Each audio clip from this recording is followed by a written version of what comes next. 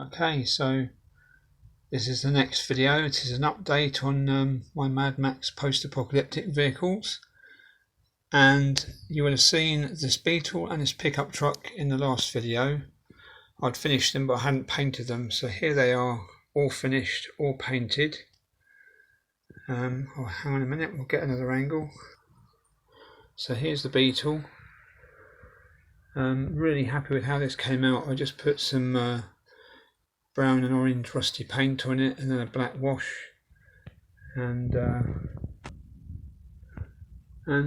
light coating of desert dust type spray for weathering.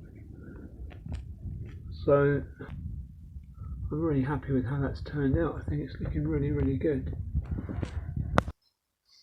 Yeah, so that's the Beetle, and then we go on to the pickup truck, which is over here.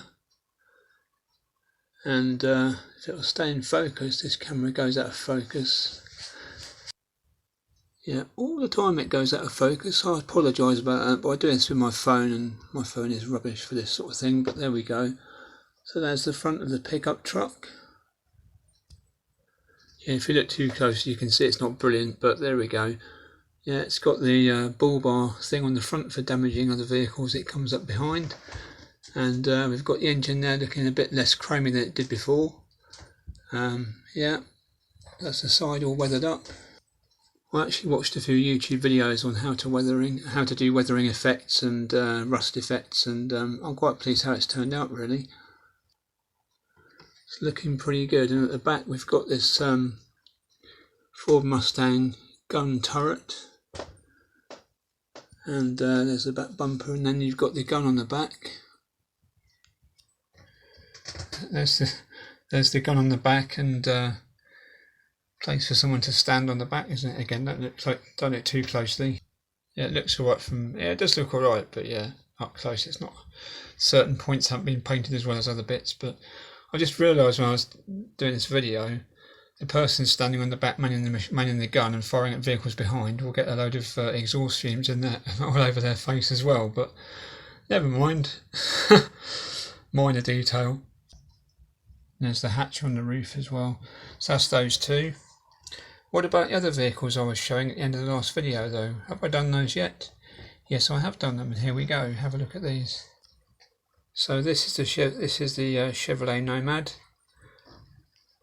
As I say, it was the Kenner SSP stock car smash up toy, so it comes with all these dents already moulded into it.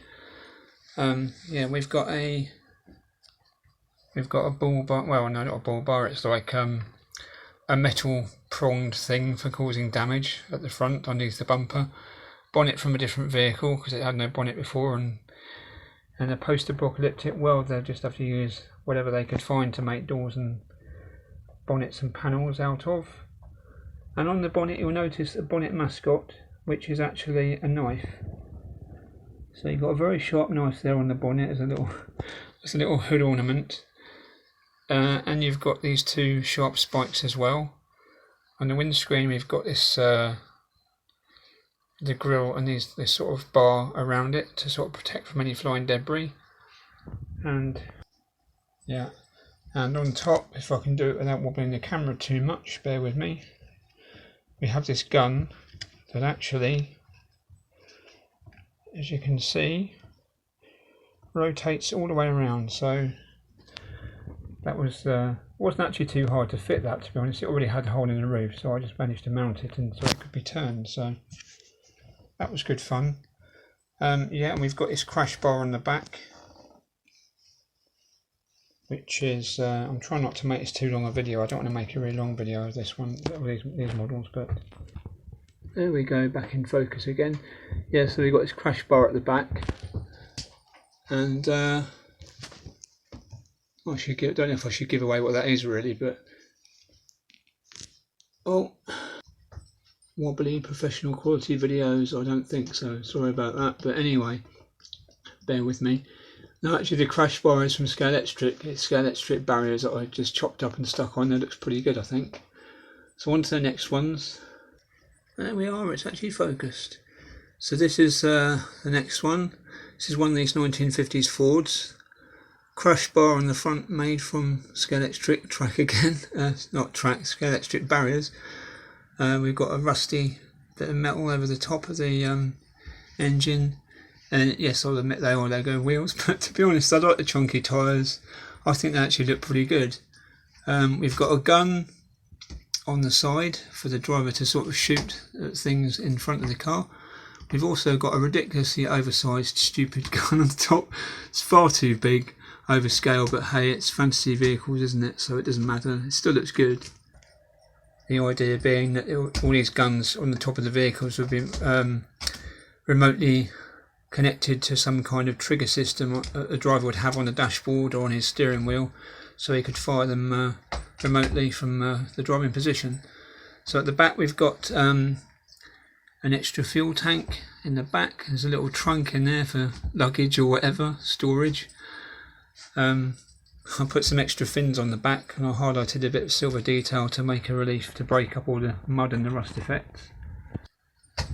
And this side we've got another dent and wheel arch added, and we've got armour protection on the back. Yeah, the back's got armour protection in the back window and the side windows. We've got a roof rack, and we've got a spare wheel on the top on the roof. And door panels taken from another vehicle, as they would have to in the post-apocalyptic world. They'd have to just make doors and bonnets out whether they could find. So that's that one. And on the front, a couple of spotlights because the headlights aren't there anymore. Yeah, so that's that one. And I couldn't resist making this other 50s Ford into a Mad Max car as well. So actually, all three cars that I bought I have actually turned into Mad Max vehicles. So there's no underbody detail on any of these vehicles, but I did actually put a prop shaft underneath that one. But I'm not a big one for underbody detail. But yeah, this one's got jacked up rear end and silver details highlighted a bit on the. We have some serious pointy prongs on the front to do some damage to anybody or any vehicles that might get in the way. Same bonnet arrangement as the other vehicle. We've got a proper window grill on this one. Yeah, proper window grill on this for protection for the driver. And we've got a gun on the roof. Yes, the mud, I did this dust spray and it went a bit splatty on this one. It was the end of the can, so it's come out in spots, but it doesn't really matter. They could have driven through some mud or something. Who knows? Anyway, we've also got these smoke grenade launchers up here, which again are a bit oversized, a bit out of scale, but it doesn't matter really. So it can fire grenades or smoke grenades at vehicles following behind.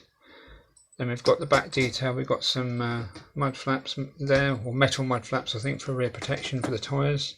Crash bar on the back. Sorry about that tearing noise. That's the dog tearing a shoe to bits. Destructive little dog. Anyway, yeah, so there's the other side of the back, and on the back we've got a spare we've got a fuel tank in the back, and we've got a spade and a pickaxe there in case of emergencies, in case they need to use those to dig themselves out of a hole or something. And this side again we've got all the dents again that came with the car. Yeah, so I think that looks pretty mean, that one, to be honest. I wouldn't want to be anywhere near that if it was driving at full speed with weapons armed and ready to fire. So that's that one. Here is the full Mad Max Fury Road style convoy of my post-apocalyptic vehicles. And it's gone out of focus again, hasn't it?